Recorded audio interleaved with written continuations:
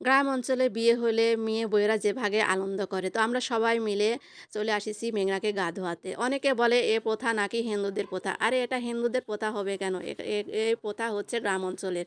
যারা গ্রামে বাস করে কিন্তু তারা বলবে না যে এটা হিন্দুদের প্রথা। তো হ্যালো গাইজ, আসসালামু আলাইকুম। সবাই কেমন আছেন? আশা করি সবাই ভালো আছেন। তো আজকে আমাদের মিষ্টি মেঘনার গায়ে হলুদ। তো সবাই আমরা বউয়েরা সবাই চলে আসিছি শাড়ি পরে মেঘনাকে গোসল করানোর জন্য। এখানে ভাইরাল চাচি মানে হলুদ বাটিচ্ছে। হলুদ বাটার পরে আমরা সবাই গোসল করার জন্য নিয়ে যাব। আর এখানে দেখেন ক্ষীরখর মানে জায়গাটা কি সুন্দরভাবে সাজিয়েছে। আসলে মেয়েদের কোনো নিজস্ব ঘর হয় না কো।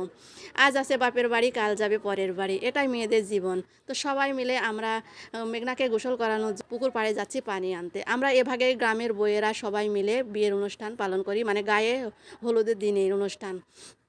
আর আপনারা সবাই দেখেন গায়ে হলুদের অনুষ্ঠান আমরা কীভাবে পালন করি মেয়ে বউয়েরা। তো এর আগেই বললাম যে এসব ভিডিও দেখে অনেকে বলে এটা নাকি হিন্দুদের প্রথা। তো এর আগে কিন্তু মেঘনার অন্য জায়গায় বিয়ে হয়েছিল। সেখানে কপাল দোষে ঘর করা হয়নি। তো এবার আপনারা সবাই দোয়া করবেন মেঘনার কপাল যেন আর না পড়ে, সে যেন সুখে শান্তিতে সংসার করতে পারে। এটাই আপনাদের কাছে চাওয়া। এটা শুধু মেয়েদের ক্ষেত্রে না, ছেলেদের ক্ষেত্রেও একই রকম করে এভাবে অনুষ্ঠান পালন করা হয় গায়ে হলুদের। তো যারা গ্রামে থাকে গায়ে হলুদের অনুষ্ঠান কীভাবে পালন করা হয় অবশ্যই তারা জানবে। তো আমাদের পানি ভরা হয়ে গেছে, এক এক করে সবাই মিলে বাড়িতে যাচ্ছি। এরপরে হবে বাড়িতে যে আরেকটা অনুষ্ঠান। অনুষ্ঠান বলতে বাড়িতে সবাই কলসি কাকালে নিয়ে যে সবার কাছ থেকে, বাবা মা বলো ভাই বোন সবার কাছ থেকে টাকা আদায় করা, এটাই হচ্ছে গ্রামের নীতি। তো সবাই মিলে নাচ গান শুরু করে দিয়েছি টাকা আদায় করার জন্য। প্রথমে ধরেছি মেঘনার ভাইকে। মেঘনার ভাই থেকে শুরু করেছি, প্রত্যেকটা থেকে এক এক করে টাকা নিছি।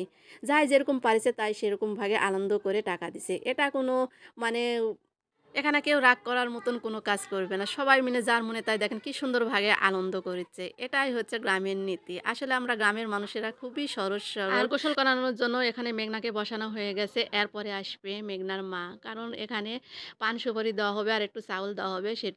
সে মুখে করে নিয়ে মেয়ের ২ কানে ফু দিয়ে নিয়ে চলে যাবে। মেঘনা আগে অনেক কষ্ট খাচ্ছে, অনেক কষ্ট, অনেক গরিব তারা।